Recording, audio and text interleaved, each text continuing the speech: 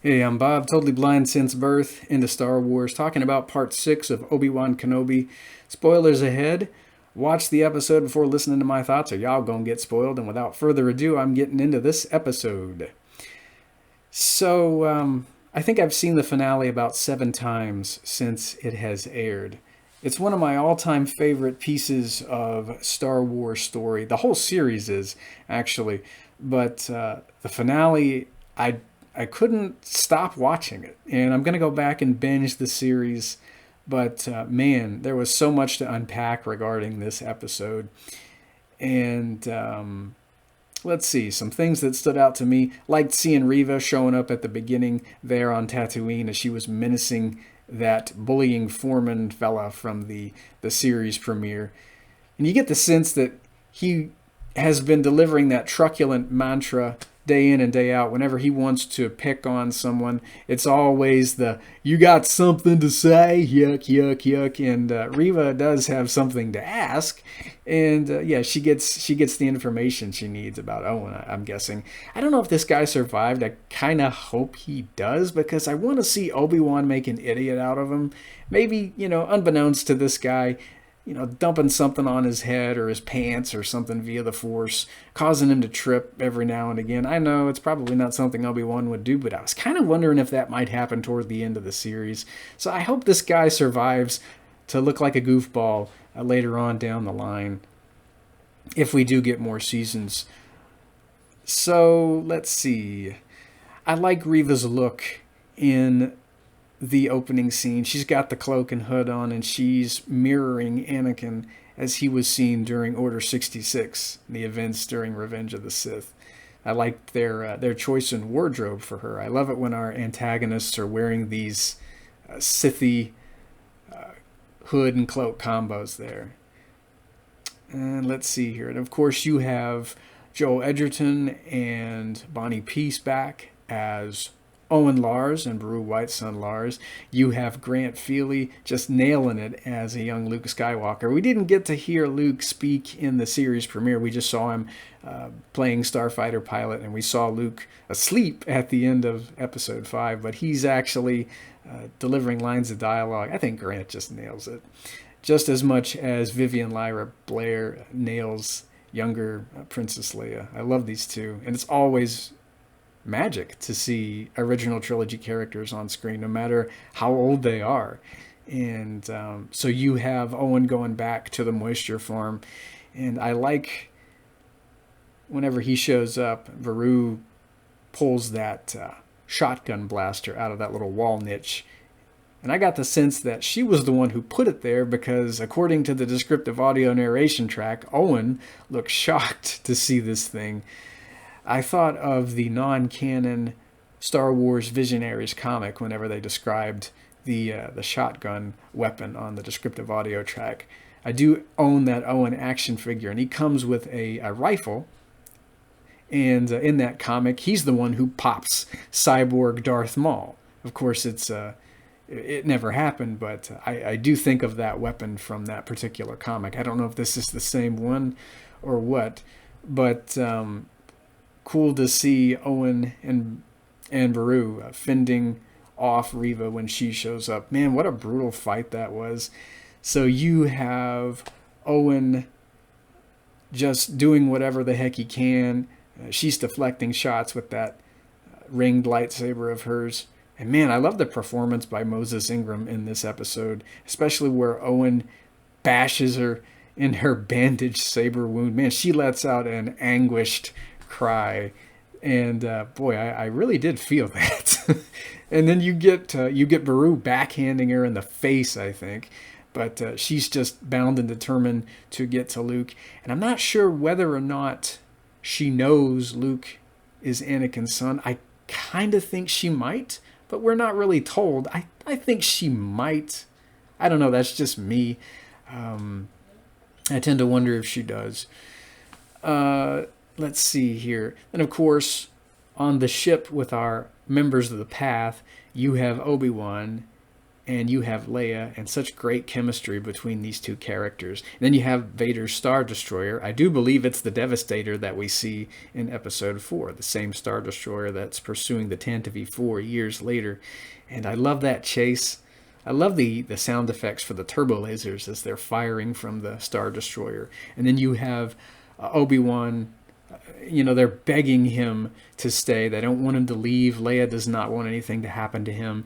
And I love his bit of dialogue where he says, no, you're the future. I mean, you guys have been protecting the Jedi for 10 years now, and I have to do my part. I need to do my part now. Of course, he's not saying this to Leia, but the other members of the Path. And it was cool to see Corran and his mom here again, with Leia doing her thing with Lola. And then you have Leia sneaking Lola into the pocket of Ben's robe. We find that out later, but I thought that was a really neat way. So Ben would have to somehow get the droid back to her. And of course, he's not going to do it via courier vessel, because that's just not a good idea. So she wants Ben to come back, to come to Alderaan at some point. And we do see Kumail Nanjiani's character back, and I like Hodge's character development. Hopefully we're not done with him yet. Neither with Roken. I really like both of these characters, and I want to see more.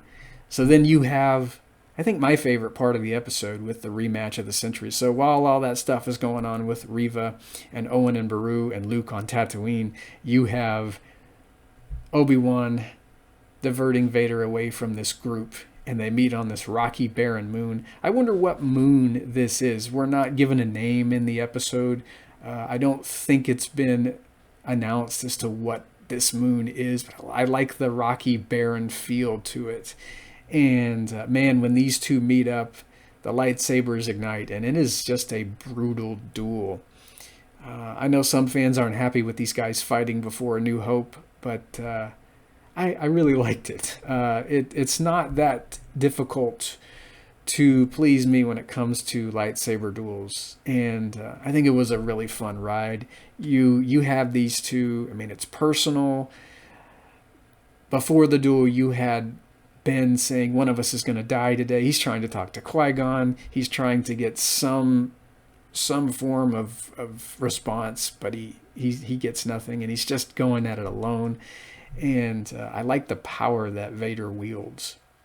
You have Vader, I think, flinging a boulder or two at him, and it reminded me of that duel with Luke and Vader in The Empire Strikes Back. You had Vader flinging some objects around at Luke on Cloud City, and you have Vader doing the same thing, but then you have him demonstrating just how powerful he is by actually causing a chasm to open with I guess it's some kind of force shockwave that he unleashes, and you have him burying Obi-Wan beneath the rubble. All those rocks, he keeps piling them on and piling them on, and what a cool scene that was, to have Obi rising from the rubble.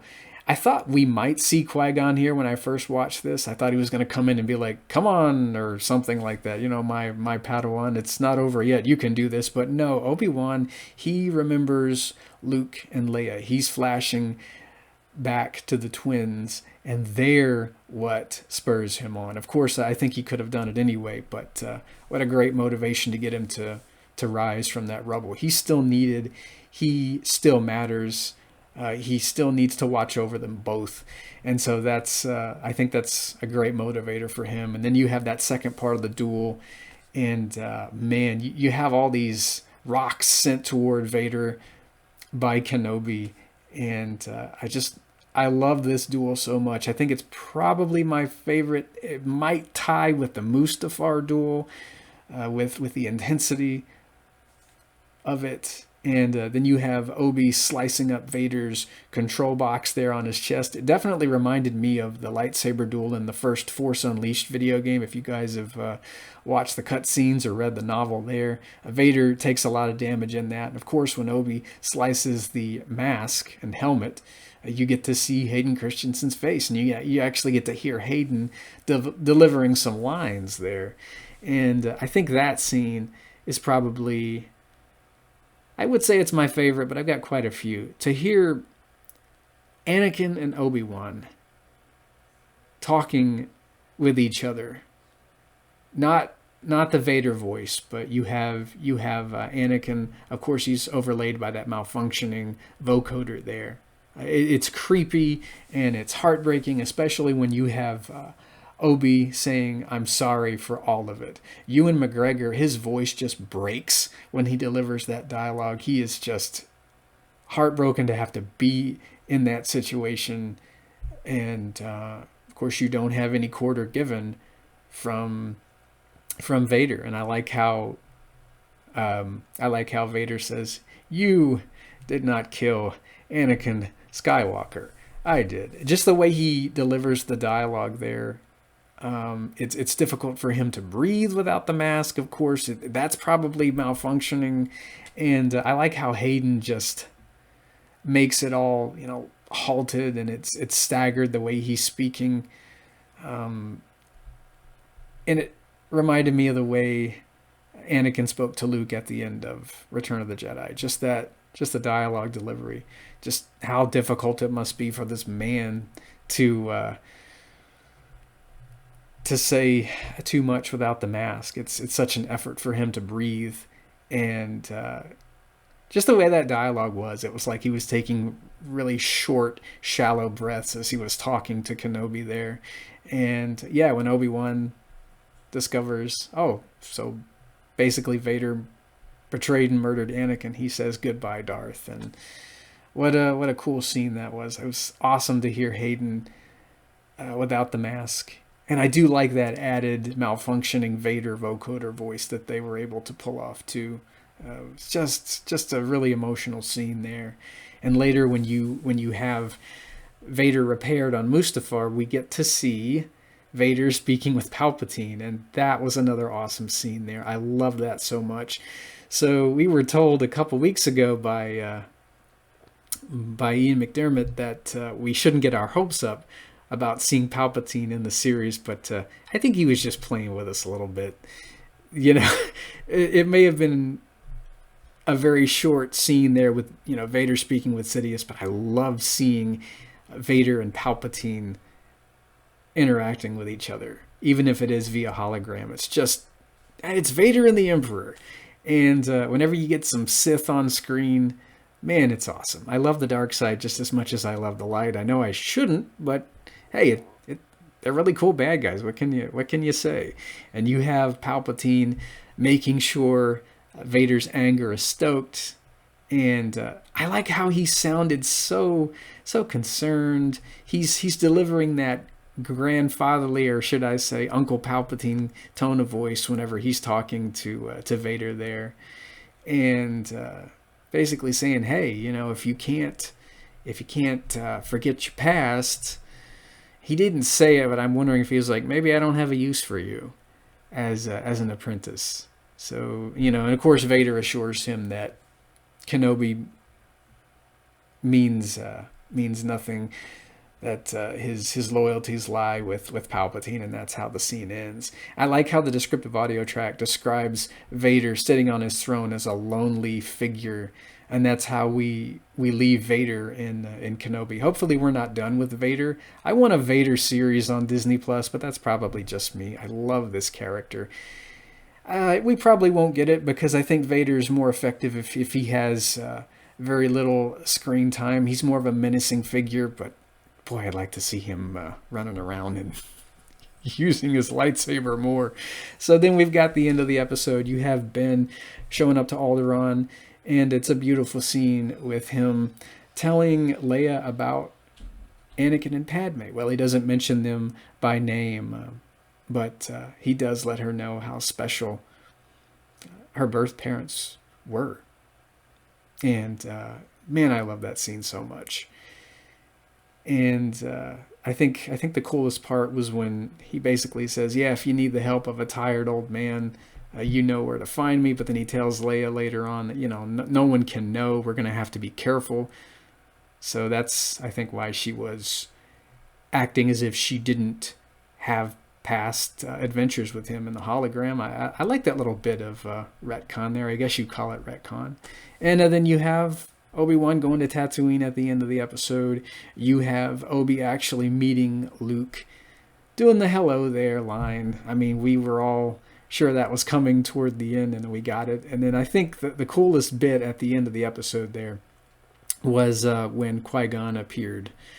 And just hearing Qui-Gon say, well, it took you long enough. It's just Qui-Gon. He's not going to be like a Master Yoda. He's not going to be a Plo Koon or a Mace Windu. Qui-Gon was more of a laid-back Jedi, so hearing him say something like, yes, hello, my Padawan, now the time has come for you to open your mind and do this and that and commune and Jedi this and Jedi that.